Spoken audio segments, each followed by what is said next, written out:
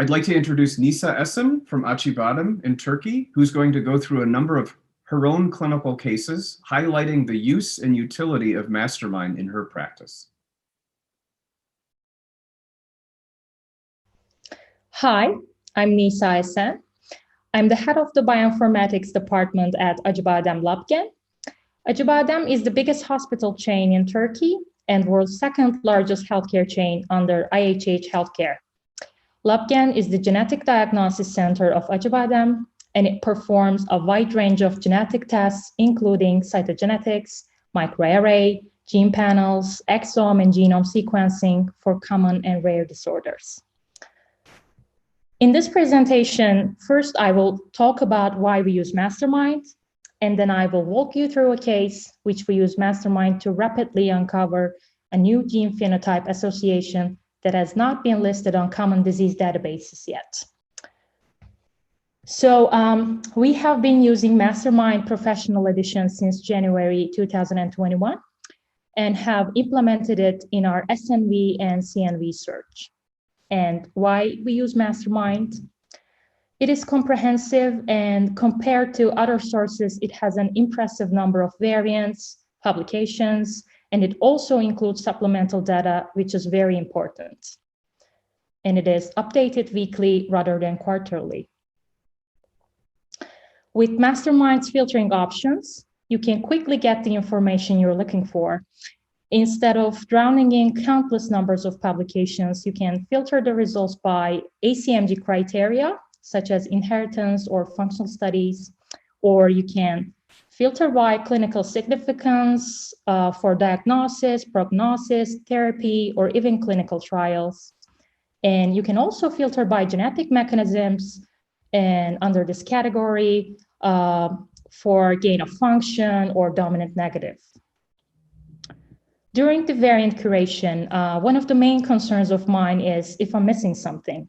And this worry keeps me searching for more, and eventually I spend a lot of time. When I get no result in Mastermind, I know that the variant I'm searching for has probably not been published yet.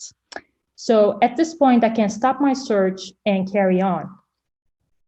You can also create an alert and get notification if something comes up about your current search. Another reason for us to use Mastermind is they have an excellent team that supports and assists you through every step of your experience, and they respond to your problems very quickly all the time. Moving on to our case, 12-month-old male patient with craniosynostosis and some dysmorphic facial features was referred to us. He is the first child of non-consanguineous and unaffected parents. And we performed exome sequencing for the proband and detected no SNVs or CNVs in known craniosynostosis genes listed in common databases such as OMIM, ORFA, or Mondo. Before calling this an unsolved case, we decided to check rare truncating variants and high-impact missense variants regardless of the associated phenotype. And we detected a frameshift variant in BCL11B gene, which is a subunit of BAF chromatin remodeling complex. It is originally associated with two autosomal dominant phenotypes in OMIM and Mondo databases, which are immunodeficiency 49 and intellectual developmental disorder with speech delay, dysmorphic faces, and T-cell abnormalities. Both of these disorders are very early onset disorders, and they appear to be fully penetrant conditions. Our variant is a 22 base pair deletion in the last exon of this gene and removes around 10% of the protein, but it is located in the highly conserved zinc finger domain of BCL11B. Because of this, we thought even though it may not cause nonsense-mediated decay, it still can affect the protein. Allele frequency of the variant is also not present in NOMAD. So here we have a rare and potentially harmful variant, and we wanted to further look into the details of the gene. Here are the constraint matrix for BCL11B from NOMAD database. From the missense Z-score and PLI score, we can conclude that this gene is not very tolerant to variation. And here is the exome expression profile of BCL11B from GTEx portal. Our frameshift variant is in exome 4, so exome 4 is highly expressed in some of the regions of brain and skin, and this indicates the importance of this region. All this information together suggested that this variant has a potential to be relevant. So we performed a literature search with Mastermind to see if there's any human case or animal study that links craniosynostosis phenotype to BCL11B gene.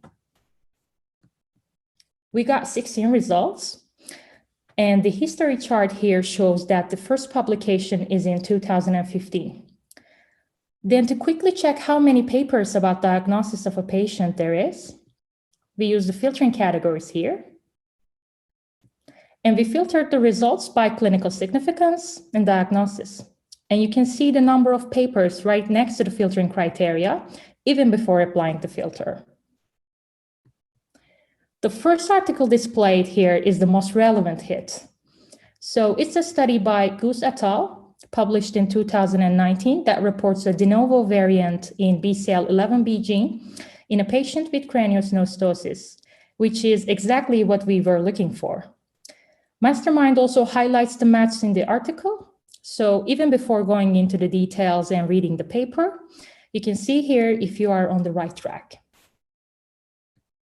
To see if there's any functional studies, especially animal studies, we filtered the results by ACMG tab and functional option. Here in the in vivo section, we see that 15 articles are linked to in vivo functional studies. So at first we got 16 results, and this piece of information indicates that almost all articles that links to our phenotype to this gene are animal studies.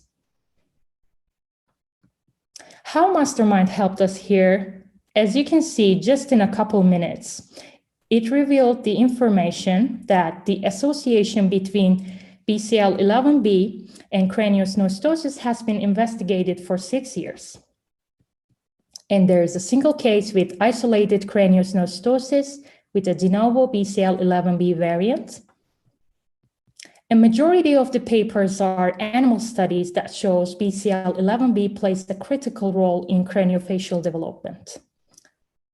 As the outcome of the study, we performed parent study for our patient and confirmed that this is a de novo variant, and genetic counseling was given to the family, and we explained that this is a possible new gene phenotype association that can explain our patient's condition. Currently, we are conducting further studies to confirm this diagnosis. I would like to thank Mastermind team for having me here. And I would also like to thank people from Acibadem, Dr. Yasemin Alanay from Pediatric Genetics, Labgen Director, Dr. Ahmet Yeşilyurt, and Labgen Supervisor, Dr. Said Tumer, for helping me with the case. Thank you. I'd like to thank the audience for their attention and remind them that they're able to sign up for a 3-day free trial of Mastermind Professional by following this link below, or otherwise to reach out to us with any questions that they may have about the use or utility of Mastermind. Thanks again.